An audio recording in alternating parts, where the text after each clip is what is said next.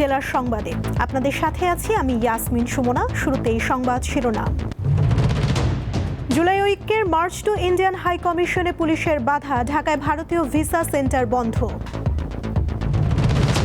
লক্ষ্মীপুরে বিজয় দিবসের নাটকের রাজাকারের চরিত্র নিয়ে জামায়াত নেতাদের আপত্তি, হট্টগোল। ভোলায় জনপ্রিয় হয়ে উঠেছে গারল পালন, চাহিদা থাকায় অনেকেই ঝুঁকছেন এই পশুপালনে।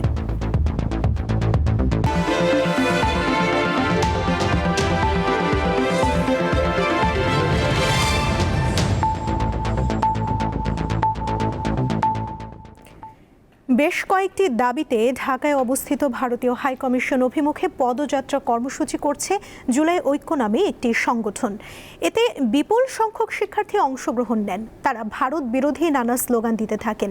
মিছিলটি ঢাকায় অবস্থিত ভারতীয় হাইকমিশনের দিকে এগিয়ে গেলে প্রগতি সরণি সড়কে বাধা দেয় পুলিশ। এ সময় প্রথম ব্যারিকেড ভেঙে ফেলে আন্দোলনকারীরা, পরে দ্বিতীয় ব্যারিকেডে বাধা দেয় পুলিশ। এক পর্যায়ে আন্দোলনকারীরা সড়কে অবস্থান নিয়ে বিক্ষোভ মিছিল করেন। এদিকে নিরাপত্তার শঙ্কায় আজ দুপুর 2টায় বন্ধ করে দেয়া হয় যমুনা ফিউচার পার্কে অবস্থিত ভারতীয় ভিসা সেন্টার। তাদের ওয়েবসাইটে নোটিশ দিয়ে বিষয়টি জানানো হয়। প্রগতি সরণিতে আছেন আমাদের সহকর্মী সোহাগ আহমেদ, সরাসরি যুক্ত হচ্ছেন তিনি। সোহাগ, এই মুহূর্তে সেখানকার পরিস্থিতি কেমন দেখছেন, আর জুলাই ঐক্য কি বলছে?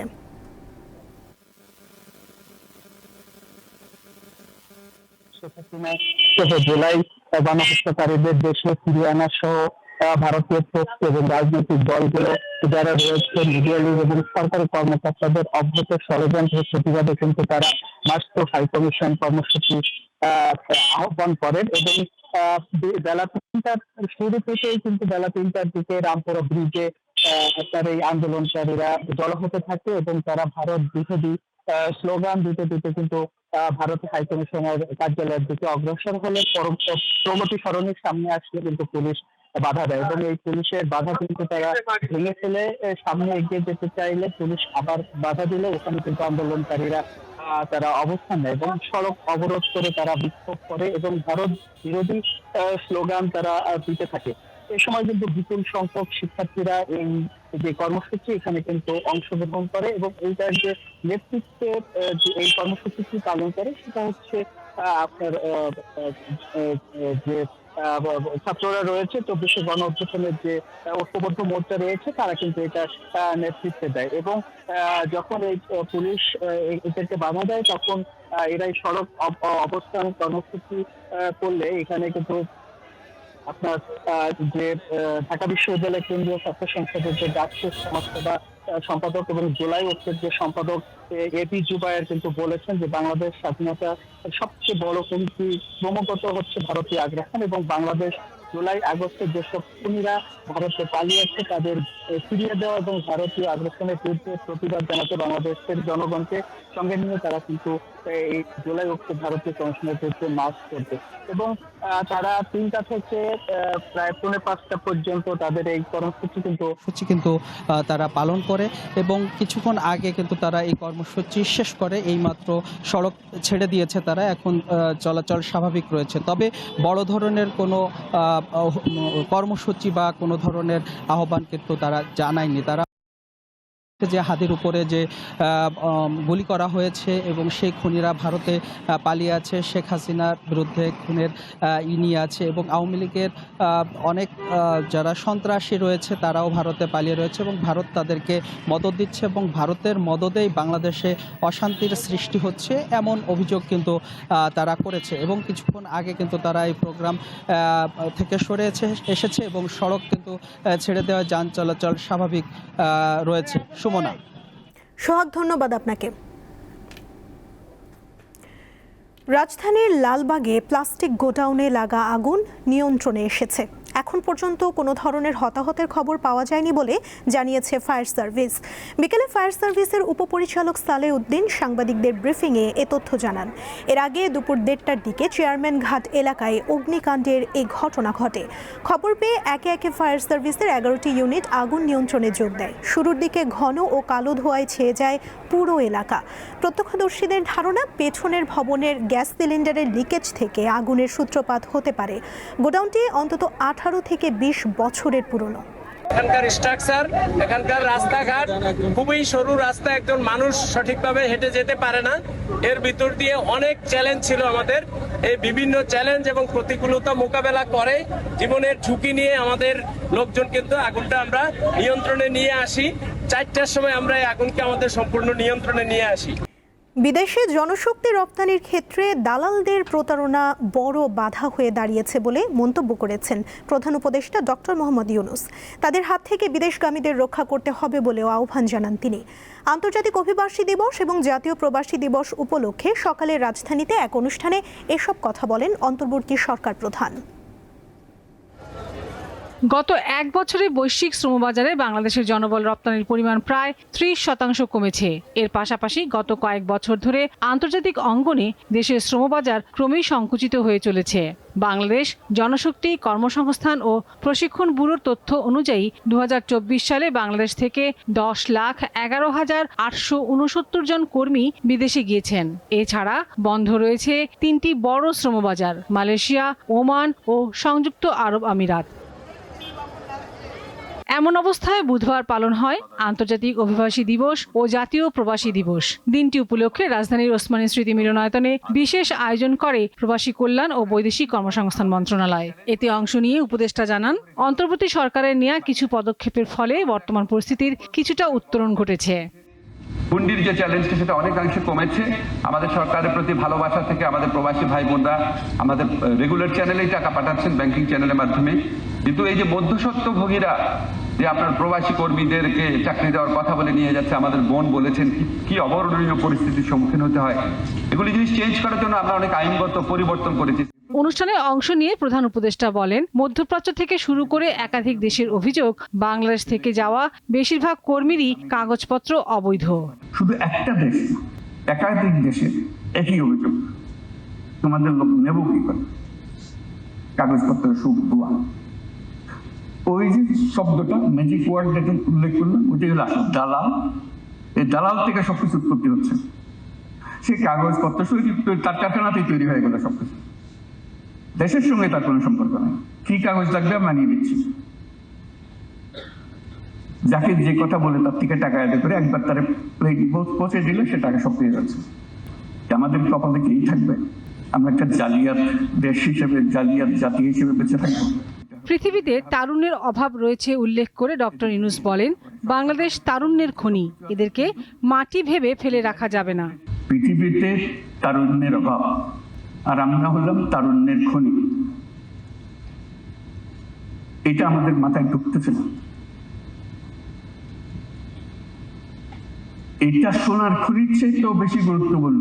আমাদের 18 কোটি লোকের মধ্যে 9 কোটি লোকের বয়স 27 বছরের কম।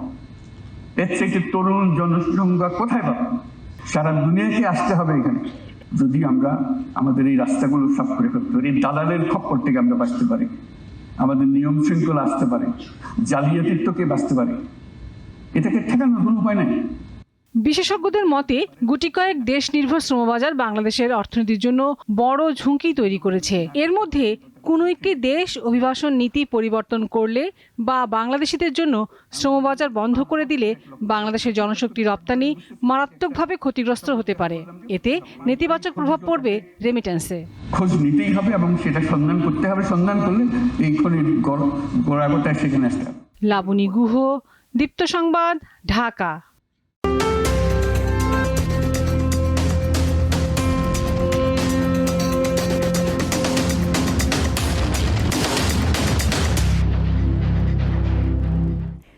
আসন্ন জাতীয় সংসদ নির্বাচনকে সামনে রেখে জমে উঠেছে নীলফামারী 4 আসনের নির্বাচনী মাঠ। প্রচারণায় সরব প্রধান রাজনৈতিক দলগুলো।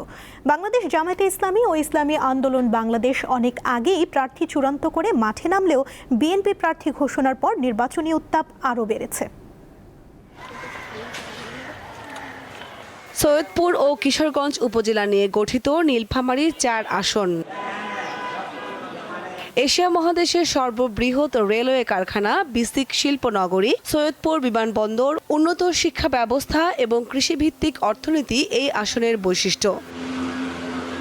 রাজনৈতিক ইতিহাসে নীলফামারীর 4 আসন কখনো জাতীয় পার্টি, কখনো বিএনপি, আবার কখনো স্বতন্ত্র প্রার্থীর দখলে ছিল।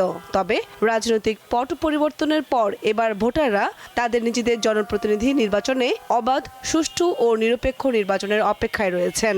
আমরা এই প্রজন্ম আমরা দেখতে চাই একটা নিরপেক্ষ সরকারের মাধ্যমে একটা সুষ্ঠু নির্বাচন হোক। আমরা এমন একজন ব্যক্তিকে নির্বাচিত করতে চাই যিনি কিশোরগঞ্জের উন্নয়নে কাজ করবে এবং কিশোরগঞ্জের যে কলকারখানার দরকার, কিশোরগঞ্জের যে কর্মসংস্থানের দরকার, সেই কর্মসংস্থান সৃষ্টি করবে। এটাই আমার প্রথম ভোট, তো আমরা অবশ্যই প্রত্যাশী যে আমরা এমন একজনকে ভোট দিব যে উনি আমাদের নারীদের সুরক্ষা প্লাস আমাদের দেশের জনগণদের কার্যক্রম এগিয়ে নিয়ে যেতে পারবেন। এবারের নির্বাচনে নতুন করে প্রতিদ্বন্দ্বিতায় যুক্ত হয়েছে বাংলাদেশ জামায়াত ইসলামী। দলটি অনেক আগেই প্রার্থী ঘোষণা করে পথসভা, গণসংযোগ ও নির্বাচনের সভার মাধ্যমে প্রচারণা চালিয়ে যাচ্ছে। জয় নিশ্চিত করতে বিভিন্ন প্রতিশ্রুতি দিচ্ছেন দলটির প্রার্থী ও নেতাকর্মীরা। দিন হবে দুর্নীতিমুক্ত বাংলাদেশ, আগামী দিন হবে সাম্য ন্যায়ের ভিত্তিতে একটি সবার অধিকার আদায়ের বাংলাদেশ।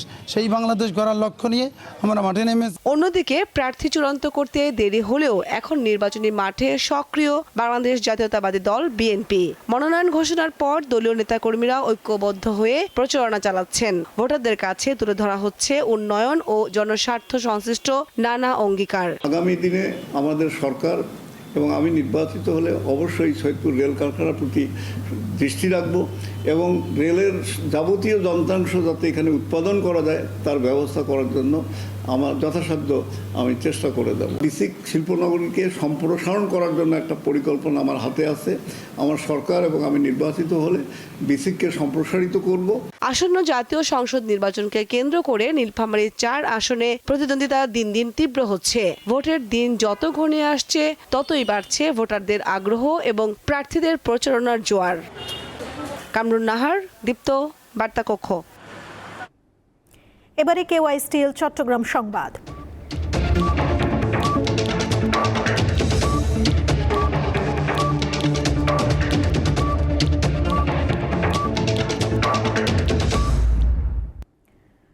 লক্ষ্মীপুরে মহান বিজয় দিবস উপলক্ষে আয়োজিত এক অনুষ্ঠানে মুক্তিযুদ্ধের গল্পের রাজাকারের পাঠ নাটকের পোশাক নিয়ে প্রতিবাদ জানিয়েছে জামায়াতের নেতাকর্মীরা। নাটকে রাজাকারের চরিত্রে অভিনেতাদের পাঞ্জাবি ও টুপি পরিধান এবং নারী নির্যাতনের দৃশ্য প্রদর্শিত হওয়ায় জামায়াতে ইসলামীর স্থানীয় নেতারা বাধা দেন। তাদের অভিযোগ, এই পোশাকে অভিনয় করায় মুসলমানদের ধর্মীয় অনুভূতিতে আঘাত করেছে। সকালে উপজেলার আলেকজান্ডার আসম ও আব্দুর রব সরকারি কলেজ মাঠে কুচকাওয়াজের পর এই ঘটনা ঘটে। এর একটি ভিডিও সামাজিক যোগাযোগ মাধ্যম ফেসবুকে ছড়িয়ে পড়লে তা ব্যাপক আলোচনার জন্ম দেয়। উপজেলা জামায়াতের আমির আব্দুর রহিম জানান, পাঞ্জাবি টুপি পরে অভিনয় করায় প্রতিবাদ জানানো হয়েছে। পরে নাটকটি বন্ধ হয়ে যায়। চট্টগ্রামেও শুরু হয়েছে জাতীয় সংসদ নির্বাচনে 16টি আসনের প্রার্থীদের মনোনয়ন ফরম সংগ্রহ। সকাল থেকে চট্টগ্রাম জেলা প্রশাসকের কার্যালয় থেকে মনোনয়ন ফরম সংগ্রহ করেন নানা আসনের প্রার্থীরা। জেলা প্রশাসক নিজেই ফরম তুলে দেন তাদের হাতে। ত্রয়োদশ জাতীয় সংসদ নির্বাচনের জন্য জেলা প্রশাসন থেকে ফর্ম সংগ্রহ করেন চট্টগ্রাম 1, 2, 3, 6, 7 এবং 12, 13, 14, 15, 16 আসনের প্রার্থীরা। আর বিভাগীয় কার্যালয় থেকে সংগ্রহ করা হয় চট্টগ্রাম 4, 5, 8, 9 ও 10 আসনের মনোনয়ন ফর্ম। এছাড়া সিনিয়র নির্বাচন কর্মকর্তার কার্যালয় থেকে ফর্ম সংগ্রহ করেন চট্টগ্রাম 11 আসনের প্রার্থীরা। এখানে প্রত্যেকটা নাগরিকের একটা দায়িত্বও থাকবে এবং তার যে একটি দেশের জন্য করার সেই মন মানসিকতা তৈরি হয়, তাকে সেইভাবে উজ্জীবিত করা, আমরা সেটির কাজ করে যাচ্ছি।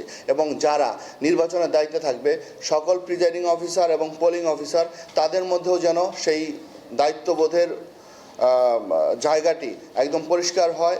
পাবনার ঈশ্বরদীতে জমি নিয়ে বিরোধের জেরে চাচাতো ভাইয়ের গুলিতে বীরু মোল্লা নামের এক ইউনিয়ন বিএনপি নেতা নিহতের অভিযোগ উঠেছে। সকালে উপজেলার লক্ষ্মীকুণ্ডা ইউনিয়নের কামালপুর গ্রামে এই ঘটনা ঘটে। ঈশ্বরদী থানার ভারপ্রাপ্ত কর্মকর্তা এই তথ্য নিশ্চিত করেছেন। নিহত বীরু মোল্লা লক্ষ্মীকুণ্ডা ইউনিয়ন বিএনপির আহ্বায়ক। পুলিশ জানায়, মঙ্গলবার বীরু মোল্লার চাচাতো ভাই জহিরুল মোল্লা তাদের পারিবারিক বিরোধকৃত জমি থেকে মাটি কাটায় বিরোধের সৃষ্টি হয়। পরে এক পর্যায়ে জহিরুল মোল্লা ও তার ছেলে গুলি করলে বীরু মোল্লা মাথায় গুলিবিদ্ধ হয়ে ঘটনাস্থলেই মারা যান। কুমিল্লার হোমনায় অটোরিকশা ছিনতাই করে চালক শান্ত দাসকে হত্যা করেছে দুর্বৃত্তরা। সকালে উপজেলার কারাকান্দি বাহেরখেলা সড়কের পাশে শান্ত দাস নামে ওই যুবককে দুর্বৃত্তরা হত্যা করে ফেলে যায়। হোমনা থানার ওসি মোর্শেদুল আলম চৌধুরী জানান, নিহত ওই যুবকের গলায় ধারালো অস্ত্রের আঘাত ছিল।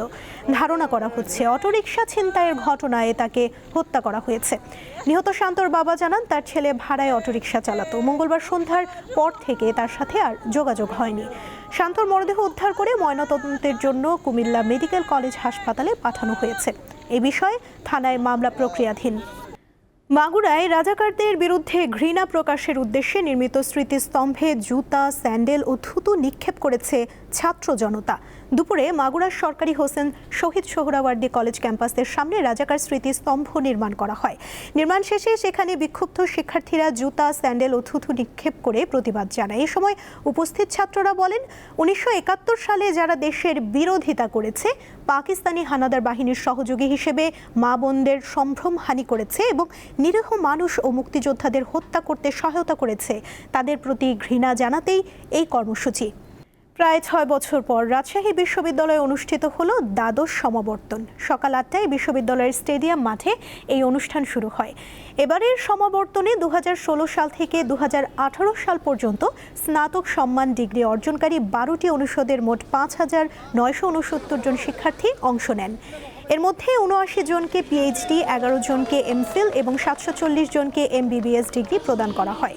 সমাবর্তন অনুষ্ঠানে সভাপতিত্ব করেন অন্তর্বর্তী সরকারের শিক্ষা উপদেষ্টা প্রফেসর ডক্টর চৌধুরী রফিকুল আবরার।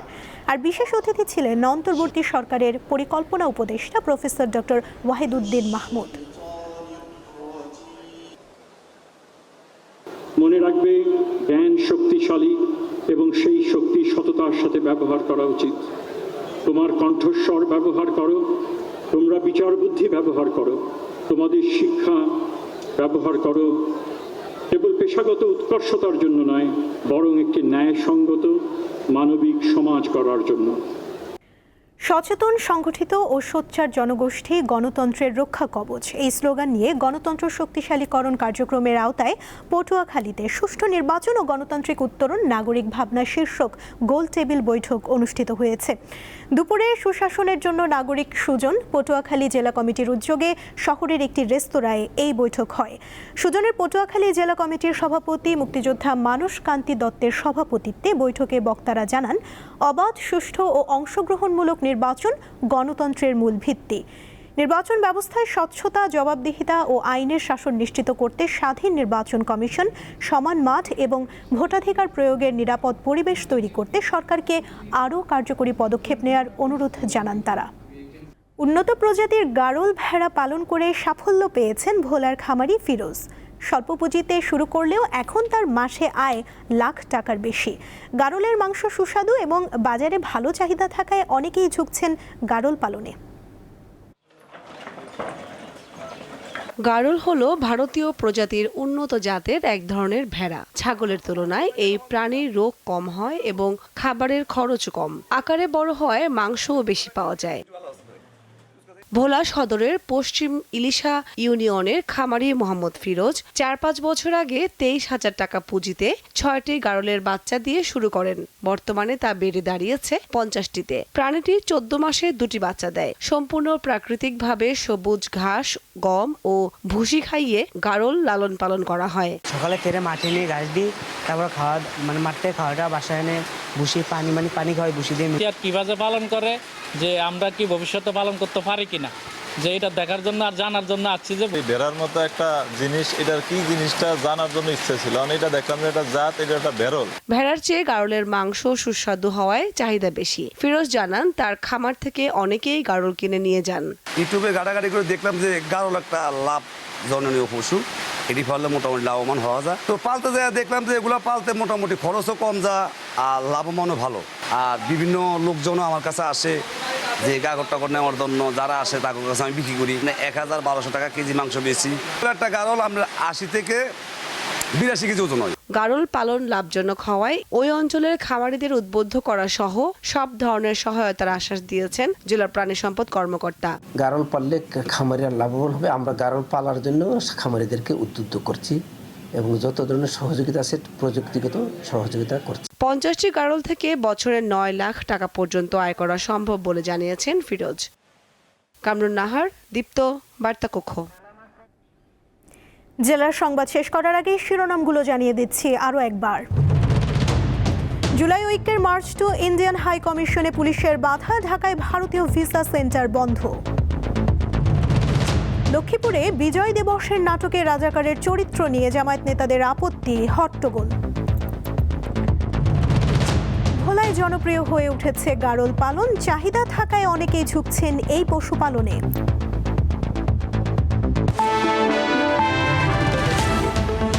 এই ছিল এখনকার মতো। এরপর 6টা 40 সন্ধ্যার সংবাদ দেখার আমন্ত্রণ রইল। এছাড়া আরও তথ্য পেতে যুক্ত থাকুন দীপ্ত ডিজিটাল প্ল্যাটফর্মের সাথে। ধন্যবাদ সবাইকে।